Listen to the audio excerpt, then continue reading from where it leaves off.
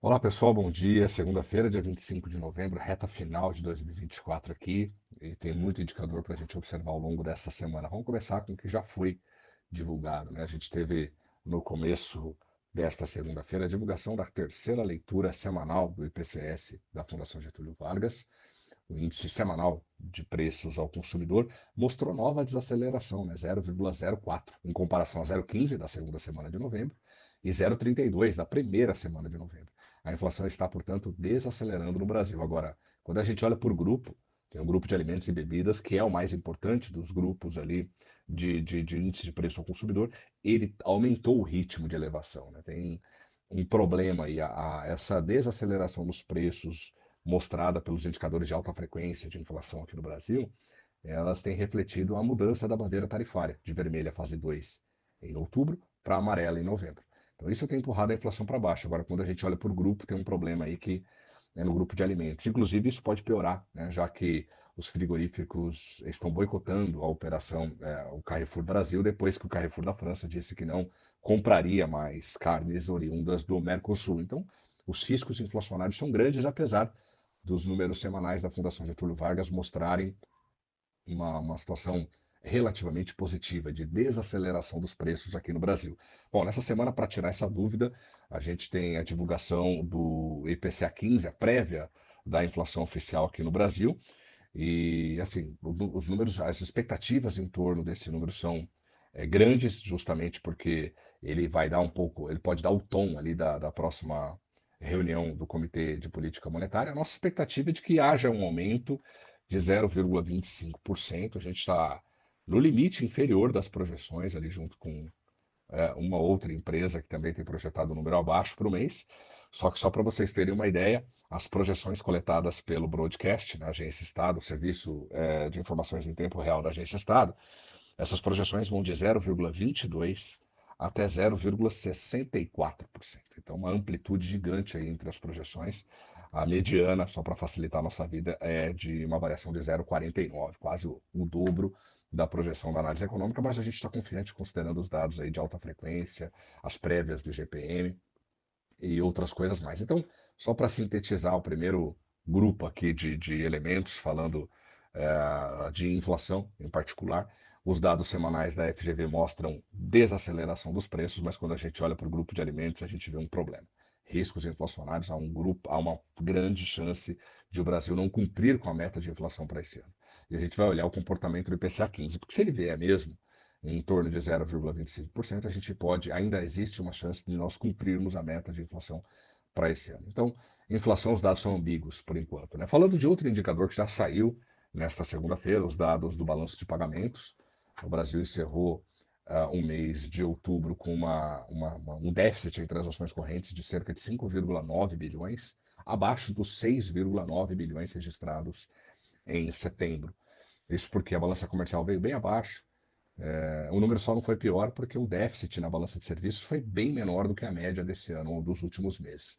A boa notícia é que o Brasil recebeu cerca de 5,7 bilhões em investimentos produtivos, então, apesar de toda a incerteza, de toda a aversão ao risco no mundo inteiro, o Brasil continua na rota dos investidores com investimentos produtivos. 5,7 bilhões só no mês de outubro. O Brasil segue como um dos principais receptores desse tipo de investimento no mundo inteiro. Acho importante falarmos também do Boletim Focus, que já foi divulgado nessa segunda-feira, mais desancoragem de expectativa de longo prazo, mesmo com o mercado projetando uma Selic mais alta. Então, mesmo com o mercado financeiro projetando uma taxa de juros mais elevada, eles mesmo assim não acreditam que a taxa de inflação será menor.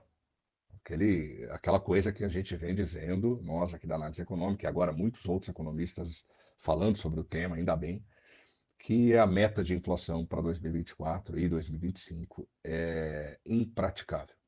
Mesmo que nós coloquemos, né, mesmo que o Copom suba a Selic para 14, 15%, não deve fazê-lo, mas ainda que faça, dificilmente a gente vai conseguir cumprir com uma meta de inflação de 3% sem penalizar demais o nosso nível de atividade econômica. Para crescer, para cumprir uma meta de 3%, a gente precisa crescer abaixo de 1%.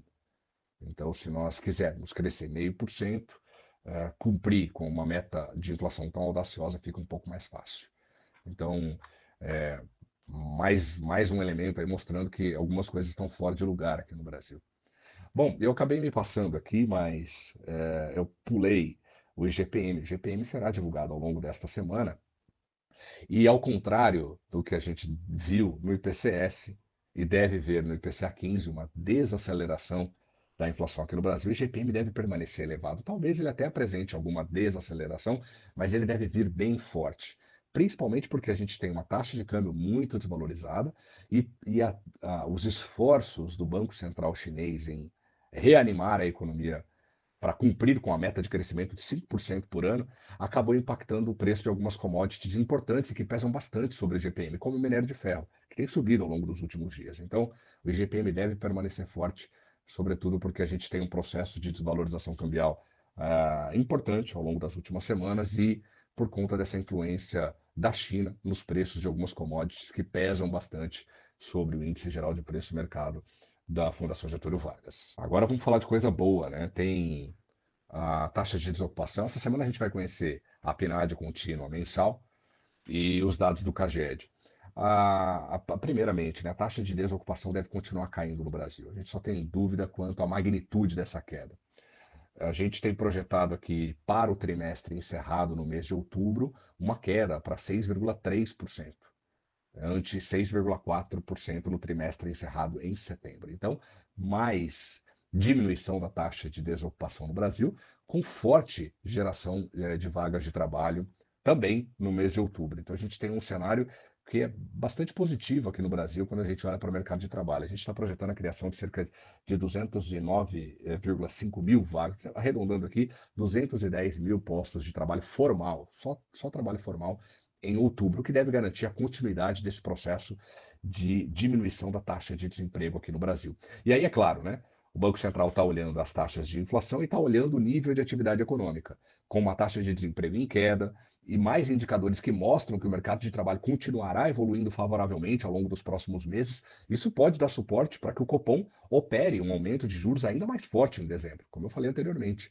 Então, tem vários elementos que sustentariam essa decisão de aumentar a Selic em 0,75%.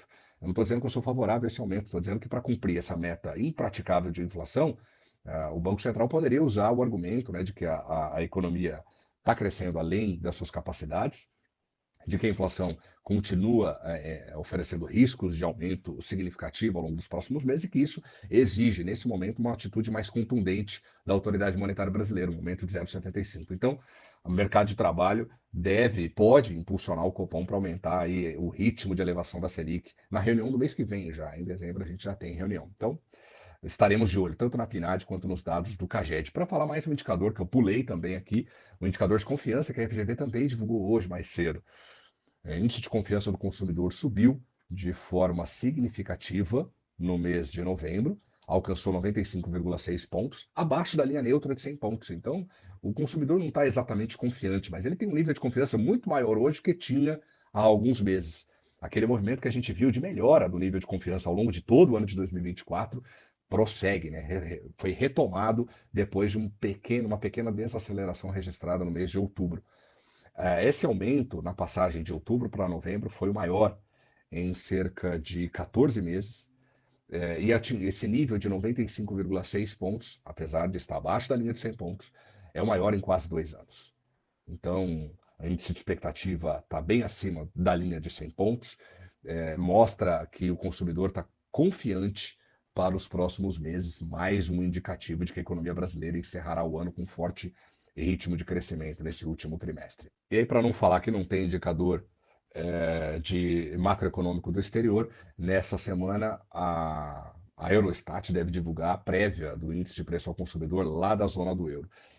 Como a economia segue em queda, hoje, inclusive, segunda-feira, dia 25, indicadores de confiança na Alemanha mostram uma deterioração, né, da percepção das empresas em relação aos próximos meses, às próximas semanas lá na Alemanha. Como a economia da Europa está em franca desaceleração, e a inflação deve continuar em queda, isso vai abrir caminho para que o Banco Central Europeu continue cortando juros por lá. E aí uma coisa importante que deve acontecer ao longo das próximas semanas. o euro deve voltar na paridade com o dólar. Ao longo de toda a história do euro, o euro sempre esteve valorizado em relação à moeda americana. Isso mudou em 2022, quando o dólar passou a ser mais valorizado que o euro. Houve um processo de normalização e agora a gente vai ver uma nova paridade, muito provavelmente, considerando que essa desaceleração da atividade econômica na Europa e essa queda da inflação lá no continente europeu, isso tudo vai sustentar novos cortes de juros e perda do poder aquisitivo do euro sobre a moeda americana. Então estaremos de olho também nessa taxa de inflação. Os dados são preliminares, mas normalmente os dados definitivos coincidem com essa leitura preliminar. E aí tem mais uma leitura preliminar de PIB nos Estados Unidos. A economia americana segue sólida, existem diversos indicadores que mostram que a economia americana está sim desacelerando. Olha, pesquisa de Oltz, o próprio payroll, que é uma espécie de CAGED lá nos Estados Unidos.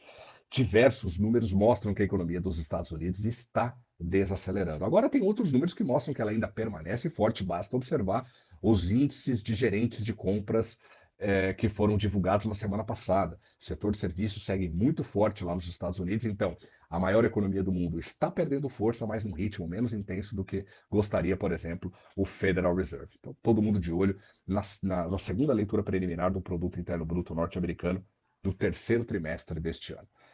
Por hora é isso, qualquer grande movimentação e mudança, eu volto aqui para falar com vocês ao longo da semana. Excelente semana a todos.